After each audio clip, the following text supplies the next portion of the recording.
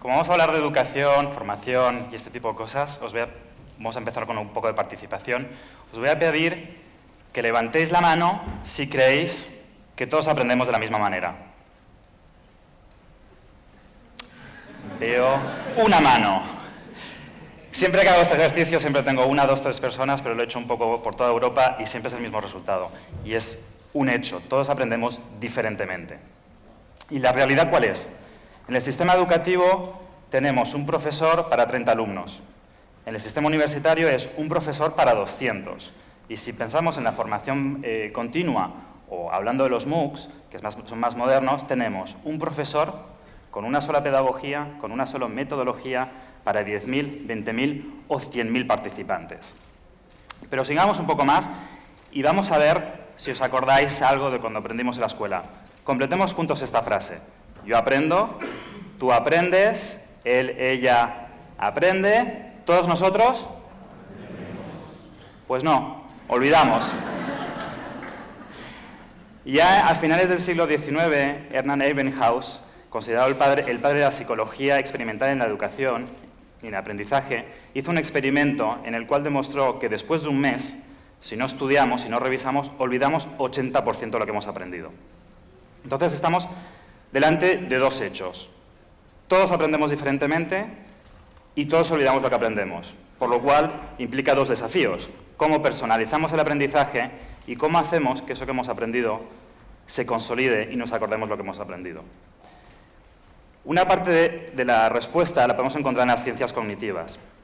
En 2010 se hizo un experimento, Mincer, Swenson y Picard, de Harvard y MIT, hicieron un dispositivo que conectado a una persona permitía ver la actividad cerebral haciendo diferentes actividades.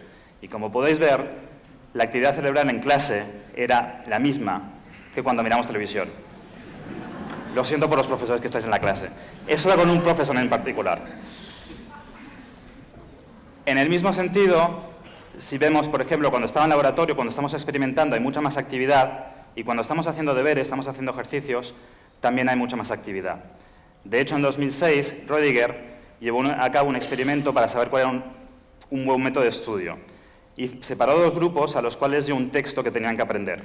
Al primer grupo le permitió leer el texto 4 veces. Y al segundo grupo les permitió solo leer el texto una vez y les hizo hacer 3 veces una batería de ejercicios. Al cabo de un mes, comprobó que las personas que habían hecho los ejercicios se acordaban 52% más de lo que habían aprendido y, sobre todo, habían pasado 4 veces menos estudiando. Y así podría seguir hablando del sistema de Leitner, el sistema de fichas donde tienes una pregunta en un lado y respuestas del otro, que vas poniendo más lejos en un cajón a medida que vas aprendiendo, de las velocidades de aprendizaje, de las preferencias de aprendizaje, de las diferentes inteligencias, y así podemos seguir. Otra parte quizás de la respuesta la podemos encontrar en las nuevas tecnologías, y si hoy hablamos de nuevas tecnologías en educación, es el Big Data. ¿Qué es el Big Data? El Big Data es hoy posible porque generamos datos todo el tiempo, cuando usamos el teléfono, cuando usamos una plataforma, cuando usamos Internet. Y todo esto, hoy por hoy, es muy fácil guardarlo, es barato, y podemos acceder fácilmente a esta información. Pensar cuando te ponéis algo en Dropbox, que os lo copian los diferentes sistemas. Pero por otra parte, el Big Data es posible también porque tenemos una capacidad de cálculo, una potencia de cálculo que antes no existía, que de hecho también es barata y fácil de acceder. Por lo cual, todos los algoritmos de inteligencia artificial desarrollados en los años 80 y 90 del siglo pasado vuelven a ser completamente pertinentes y permiten hacer cosas que antes no podíamos. Entonces, ¿y si combinamos las dos? Las ciencias cognitivas con el Big Data y la inteligencia artificial.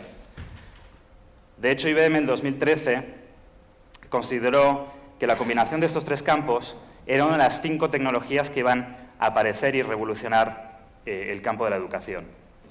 Y de hecho existe, solo han pasado 3 y se llama aprendizaje adaptativo y personalizado. Esto consiste en analizar todo lo que los estudiantes hacen en una plataforma, los resultados de ejercicio, qué camino han seguido, si han consultado la ayuda, si tienen mejores resultados cuando ven un vídeo y después hacen un ejercicio y después ven un texto.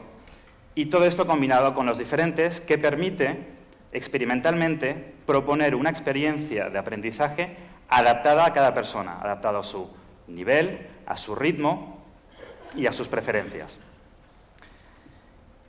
Y esto ya lo hemos hecho. Hemos estado trabajando con una editorial francesa con contenidos para niños de 10 años de matemáticas, francés e inglés. La editorial proporcionó el contenido adaptado para que funcionaran con estos algoritmos y lo pusimos en una plataforma, en una app, en iPads, conectadas con nuestros algoritmos. En esta plataforma íbamos analizando todo lo que hacían los estudiantes, lo cual permitió que experimentamos con 400 estudiantes, lo cual permitió que 87% de las recomendaciones que nuestro sistema dio fueron exitosas y permitió al estudiante llegar hasta el final del proceso. Es decir, que aprendiera algo. Y por otra parte, cuando estaban bloqueados porque el contenido no existía en la plataforma, porque eran realmente muy buenos y contenido más difícil no había, o por otra razón, los profesores tenían analíticas de aprendizaje que les permitía saber a cada estudiante dónde estaba y ellos podían hacer una intervención humana. Por otra parte, como podéis ver, el número 2, lo que hicimos después de que habían aprendido algo es una pregunta para ver si realmente habían entendido el concepto. Y a partir de esa pregunta lo que hacíamos es calcular cuándo es que iban a olvidar ese concepto. Les facilitamos la vida de estudio, o sea, les facilitamos que clavaran menos codos, y les mandábamos una pregunta sobre el mismo concepto para refrescarles. Siempre esta pregunta iba cambiando, porque lo que no queríamos es que se acuerden la pregunta y no del concepto que había detrás. Otro proyecto, que eso es de un cliente, era una situación completamente diferente. Esto es en la formación de managers para que sean buenos jefes. En este caso, la formación se daba en presencial, con un profesor, en lo cual había diferentes juegos de rol de cómo un manager, un jefe, se tenía que comportar. Y después del día de formación, les mandábamos una batería de preguntas, con una pregunta por cada concepto, por lo cual sabíamos qué es lo que habían entendido, qué es lo que no habían entendido, y a partir de aquí otra vez les hacíamos un planning de revisión donde les mandábamos una pregunta sobre el buen concepto para que no lo olvidaran. Justo antes de lo que lo olvidaran, se lo presentábamos. Esto, obviamente, demuestra también, o sea, lo que había es también que el tiempo en que olvidamos algo no es el mismo para cada persona ni para cada concepto. Quizás porque nos encantan las matemáticas y nos cuesta mucho menos acordarnos, pero si no nos gusta la historia, vamos a tener que trabajar más. El resultado fue que después de 3 meses, de media, la gente que había seguido esta formación se acordaban 79% de lo que habían aprendido. Esos son 8 conceptos de 10. La persona que había utilizado más el sistema llegó hasta el 90%, y la que había utilizado menos el sistema solo se acordaba 5%. Y si volvemos a los MOOCs, ¿cuál es el problema de los MOOCs? Hoy por hoy hay una tasa de abandono que es entre el 75 y el 95%. Es decir, que solo acaban los MOOCs entre 5 y 25%. Pero por otra parte, las plataformas de MOOC lo que tienen es una cantidad de participantes que generan muchos datos. Hoy estamos trabajando para incluir nuestra tecnología en los MOOCs. Y no solo vamos a tener en cuenta el camino que ha hecho cada persona, o los ejercicios cómo lo han respondido, o si prefieren vídeos o tienen mejores resultados leyendo un texto, sino que además lo que vamos a hacer es evaluar las respuestas de los usuarios en el foro. Es decir, si había un participante que no entendía un concepto y puso una pregunta, el que le conteste, y que conteste bien, y que la gente considera que han contestado bien, le va a dar una puntuación. Entonces vamos a tener en cuenta esa puntuación, que esa persona al final ese concepto lo sabe muy bien, por lo cual no tenemos que hacerle pasar quizás por ese capítulo, o quizás lo tiene que pasar más rápido, o quizás lo que tenemos que hacer es proponerle un nivel más difícil. Sigamos con un poco de participación. ¿A quién le hubiera gustado tener, o sea, que levanten la mano, a quién le hubiera gustado tener este tipo de soluciones cuando era estudiante? Es lo que me esperaba. Hoy en la educación están cambiando muchas cosas. Los MOOCs, por ejemplo, han mejorado el acceso a la formación, no por ello han mejorado la educación en sí misma. Y si pensamos que hoy tenemos que aprender durante toda la vida, este tipo de solución es todavía más importante. El Big Data para aprender existe, se llama el aprendizaje adaptativo y personalizado, y está rompiendo los modelos de pedagogía a nivel mundial, proyectando una perspectiva de desarrollo personal durante toda la vida. En definitiva, el aprendizaje adaptativo y personalizado permite aprender mejor y acordarse por más tiempo.